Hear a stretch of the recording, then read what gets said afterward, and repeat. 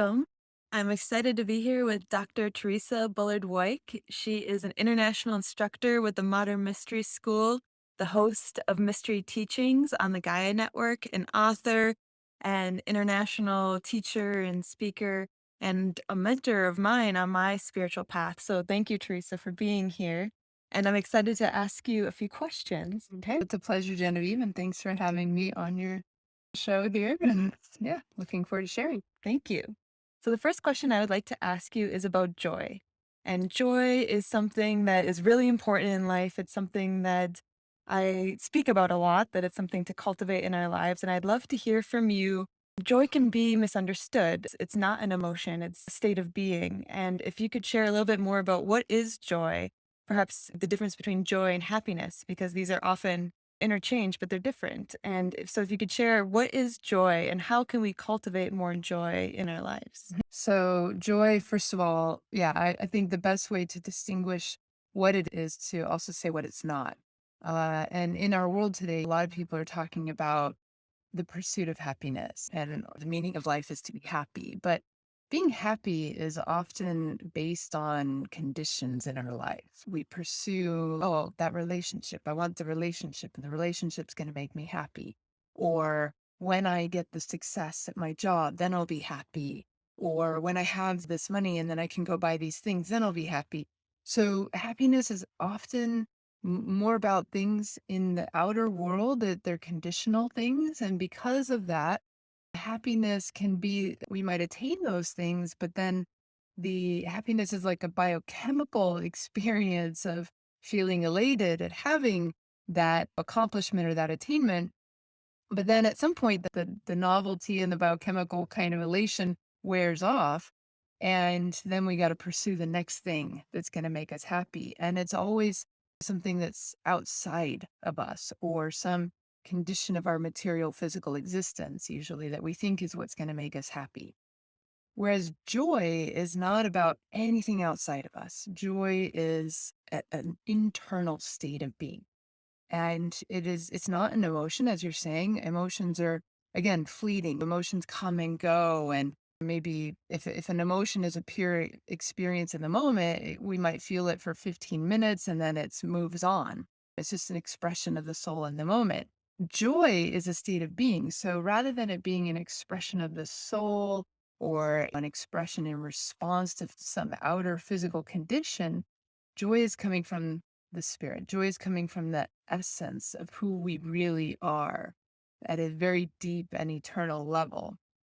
And it is the natural state of our spirit, not the natural state of our body or our physicality, but the natural state of our spirit. And the more we are in touch with that spirit, the more we will feel that state of joy on a regular basis. And yet it does take us some kind of a practice or some kind of a way of life that helps us to maintain that state of connection to our spirit rather than just falling into the physicality and the attachments to what's going on around us at a conditional level. So I would say for me, some of the things that helped really bring more joy and more sense of connection to that joy in my life. First is knowing thyself. The more we come to know ourselves, the more we can be true to ourselves, the more we can be authentic in our expression of who and what we are. And the more we're expressing the core essence of who we are, the more we're expressing our true individuality, the more joy we feel, right? And that's not expressing, not talking about expressing from an ego level or this is just me and this is how I am. It's not about that. That's more ego, right? I'm talking more your spirit moves you to express your unique gifts that are divine gifts that has nothing to do with this physical, how we define ourselves or identify by our physical life. It has to do with the unique divine essence that flows through us and as it gets to be expressed in the world, which very few people really do. That there's joy that comes from that. There's a sense of, wow, that was really fun. And that was part of what I was here for, is to give that expression of my unique gifts. So knowing thyself is really key to freeing ourselves to really express and be who we are. 'Cause a lot of times people are trying to be who they think other people want them to be, that the masks are on, or the conditioned way of being is there based on family and indoctrination and so forth. And then we're being our personality, not our individuality, not our true self. So the more we come to know ourselves, we can take those masks off. We can peel away the layers of programming that are not us.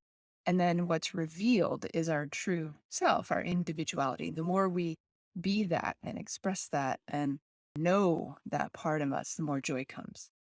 And with that comes knowing our purpose. Mm. So I think as the number two thing that brings us more joy is being in the flow of fulfilling our true purpose. And that purpose is going to be connected to our gifts. Not so it's not just the expression of our gifts, but it's how can we express our gifts in a way that really makes a positive impact in the world and in the lives of others. And then as I use my gifts in a way and my knowledge and my draw from my experience and all of these aspects, and we bring it into service to others in a way that really is fulfilling a unique purpose that is going to help make the lives of other people better. Now it's no longer just about me and the things I want to express. It's about me doing it in a way that really serves and supports others in their own awakening and in their own making, not just making life better, but really awakening to their greater potential and their unique gifts and their unique purpose. And the more we can serve others to become that, the more we learn even deeper about ourselves because we learn through that reflection, and the more fulfillment comes because we're now making a difference in the world and in the lives of others. And that fulfillment fills us with joy. So those are, two really key things I would say when it comes to experiencing joy. Yeah, thank you so much. Just that what you're saying, finding joy and then sharing joy with others is such a key. And if we did nothing else but in our life, but find joy and then bring joy to others, we would have fulfilled a very good life. Yeah, what could be more fulfilling? And one of the things I think that can be helpful in this process of knowing ourselves and to discovering what our purpose is, because a lot of times maybe we don't know. And so one of the things that can be helpful is tapping into our intuition and working with our intuition and using our intuition to help us have more awareness in our lives. And I'd love to also ask you about this because I think oftentimes people don't realize how intuitive they are, or that we all have intuitive abilities. And if you could share a little bit from your experience, because you came into working with the mystery school while you were studying science and you're a scientist. And so can how if you could connect the dots to us to understand our intuition from this perspective as a scientist, that would be wonderful. Hmm. Yeah, so I was one of those people who I knew about intuition because I was raised in a way of having the permission to listen to my own intuition and trust that. But I also was one of those people that had a lot of doubt and skepticism about, can I trust this intuition? It's not necessarily matching up with my logic or my reasoning. And I got to this point where I wasn't sure I had very good intuition. I didn't think I could perceive these sort of non physical things. Mm. And as I came more and more onto my spiritual path, I was being encouraged to open up again to from just being very left brain, logical, scientific way of perceiving and doing, and not going to believe it until you prove it to me, to having to shift into reawakening that intuitive side. Because actually, I found that the science, not so much the science, but the current scientific paradigm and way of education, which is so left brain focused, so logic oriented. And it was programming process of learn how to do the formulas, pass your tests, do the research, don't ask philosophical questions, don't get too creative and interpretive. And I found it actually was stifling both my joy and my creativity and my intuition. And so, what set me on my search for what ultimately brought me back to spirituality was I need to find some joy and purpose in life again. And that led me to the spiritual path as being the key for balancing. And as I, of course, was getting into the spiritual, now it's not about prove it to me, then I'll believe. It's now you're asked to actually believe and then, and even allow yourself to open up to possibilities beyond what we can perceive at a physical level. And then as you open your mind up to believing in the possibilities, or at least allowing for the possibilities to reveal themselves to you, which is you might not believe, but if you allow for that option and just open up again, then it can reveal itself to you and you can accept and perceive it at that point. So it became a believing is seeing versus a believing is seeing. The seeing is believing. And so one key was opening up to possibility again. And when I thought about it as a scientist, the original scientific inquiry was to keep an open mind and to not bias ourselves against possibility, but rather to investigate and to explore and stay unbiased and explore the possibilities and test things out. And then we'll see. And by the results, that will help us to know, does this or doesn't this work? Is this or isn't this, a reality? And when it is, then we have to figure out, okay, now how do we explain that? Whereas I think some of science has become almost the opposite of the open mind. It's become a bit dogmatic and it's this is how it is. And so the true scientists would keep their mind open. So I felt, okay, as a scientist, I'm exploring into this spiritual realm, but I was skeptical, but I was a participating skeptic, meaning I allowed myself to stay open. And then I'm not going to negate or reject something just because it fit my paradigm. I'm going to keep an open mind and let it prove itself to me. Let it reveal itself if it's true. So that was one piece. And then as I explored more and more, I found scientifically, for example, everything that, as I opened up to my intuition, as I started to become more aware, at first it's very subtle. And it's like that the first impression, flash of an idea in your mind or a thought, and then it would be accurate. But my rational mind would come in and go, no, that's not true. That's ridiculous. That's illogical. What are you thinking? They would try to explain it away. So I'd have the intuitive and it would be like this flash of a thought, but then the rational mind would come in and try to talk you out of it. And so I went through this process of having to reprogram my mind and how it worked from immediately negating the intuitive to, wait, hold on a second. What was that first splash? So as soon as I found myself saying, oh, that's ridiculous in my mind, I would go, oh, wait, what was the thought that just came before that? And I had enough little like instances and experiences where I could test it out in my life and see what's the harm in trying and following this first impression that I received.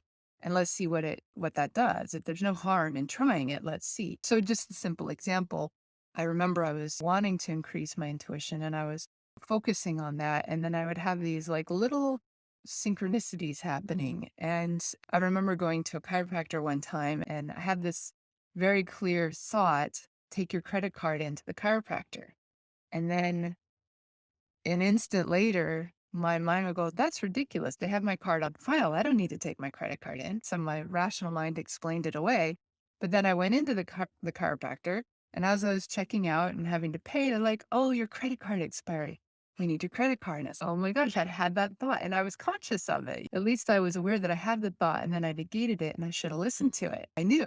And we get these things where I had that thought, I should have listened to it, but I didn't. And so I started to really catch myself. I had to find out what was the words my rational mind would use to negate my intuitive. And then every time I heard myself saying that, I would be like, oh, what was the thought right before that? So we have these two different sides. And I found personally, so you asked about the science and so down the line, so the scientific kind of the left brain is logic, it's rational, it's linear, it's in the box, it's the learned, patterned ways of thinking. And whereas the right brain, the right hemisphere is more creative, it's more not so focused, it's more nonlinear, it's more gestalt. And it is actually what I learned later is that the right hemisphere of the brain is 800 times faster than the left. And the right hemisphere of our brain can size up a situation in 2 seconds or less to 85% accuracy. Wow. Yeah. Yeah. And And so that other 15% is where the left brain's meant to come in and just like refine and get down to the detail level. But the right hemisphere is super accurate and it's super quick. But the left hemisphere is a much slower process because it's got to analyze and it's got to break down and make it all fit into some mental construct. So that's one thing where I saw, okay, the right hemisphere, the more creative side, the nonlinear side, the irrational side is actually 800 times faster and 85% accurate. So right there, we got to start looking at what's going on in that right hemisphere. So I knew I needed to balance, and it's best not to be right brain dominant or left brain dominant, but whole brain. And ultimately, the left hemisphere should be more in service to the right hemisphere rather than dominating and negating. And so this is where we need to reprogram ourselves because our societies really put a lot of focus on linear, logical, rational, scientific way of thinking. And then the other thing and so they call this thin slicing. And there's a very psychology is aware of this by now. We thin slice moments, and it's not just about intuition. Sometimes it's a expertise. You really become experienced at life, or you become experienced in a particular field, or maybe you become like an art critic, and they see all this art, and they can go and look at a piece, and in 2 seconds or less, they can assess it. They can tell you all the feelings of it, the depth of it, and because they're an expert at it. So they get really good at that thin slicing. So they can go from 85% accurate to 95% accurate just with that thin slicing. But then there's deeper awareness. And as we went, so when it comes to intuition, you have to really be in touch with the feelings in the body. And you can imagine, for example, when the hairs on the back of the neck stand up or on your arm stand up, or you get a sensation in your chest, or you get a sensation in your gut, or you temperature changes or heart rate changes. And these are intuitive signals that are coming not just from the right hemisphere, but from the deeper parts of the brain, the old brain. And the old brain is like this, it's the autonomic nervous system that we usually are not conscious of. But it's assessing everything that's going on in our environment, both through our physical senses as well as maybe what we could call our spiritual senses.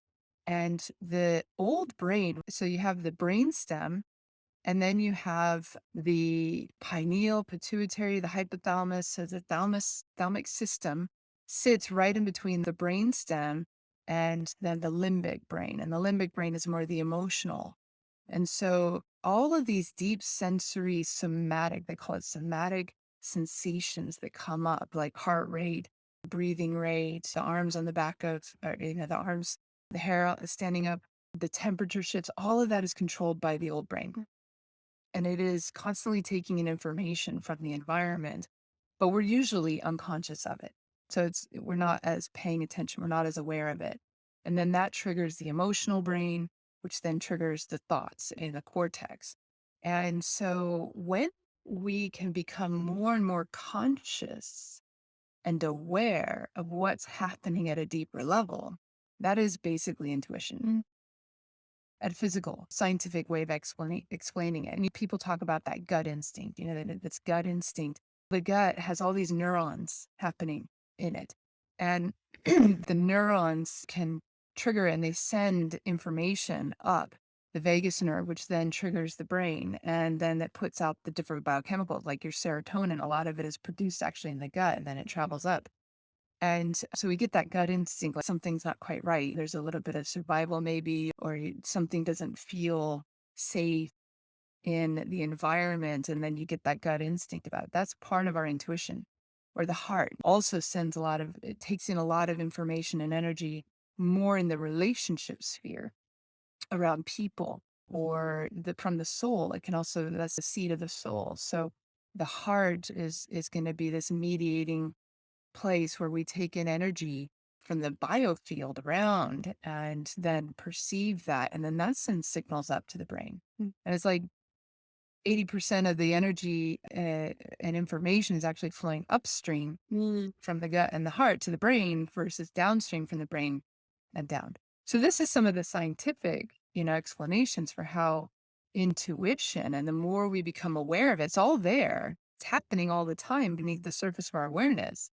But becoming aware of it is a part of increasing your intuition. And when you increase your intuition, you're going to be way more conscious of the environment around you, the information that's coming in, how we can respond to that information more quickly, more efficiently. And we have to learn how to trust because the body is like a detector and it's perceiving these signals all the time.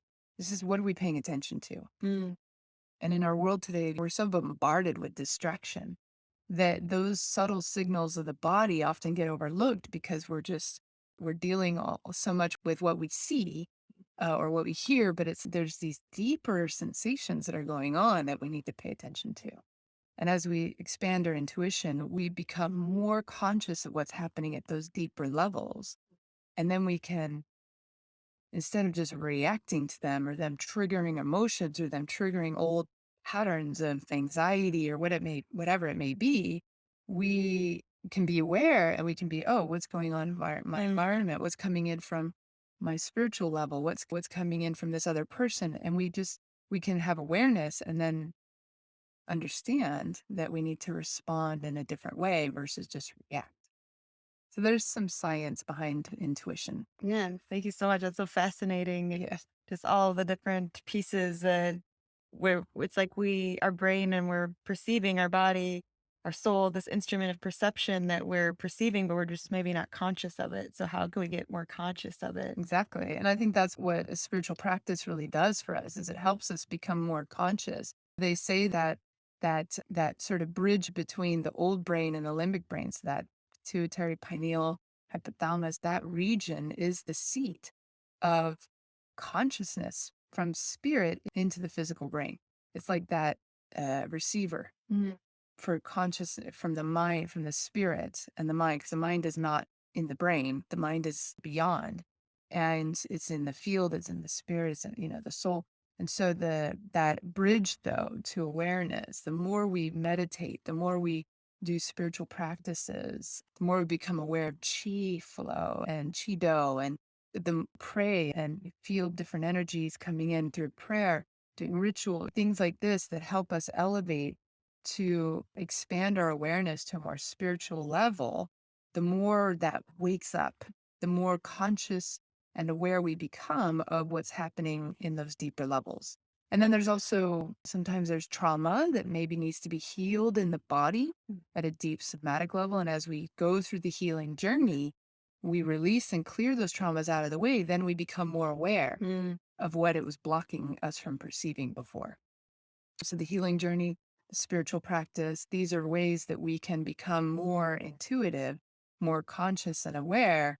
And then when you can learn to harness that intuition and really understand how it works for you, because each person's body and ways of perceiving is going to be their own unique way, their own unique detector. But as we can harness it, then we can start to use those gifts that we call maybe gifts of the spirit becoming awakened within the body. And we can use those gifts to help other people service. Yeah, amazing. Thank you so much for sharing such wisdom. And thank you. If you want to learn more about Dr. Teresa, I'll have her link in the description below. And yeah, thank you for coming on and sharing so much with us.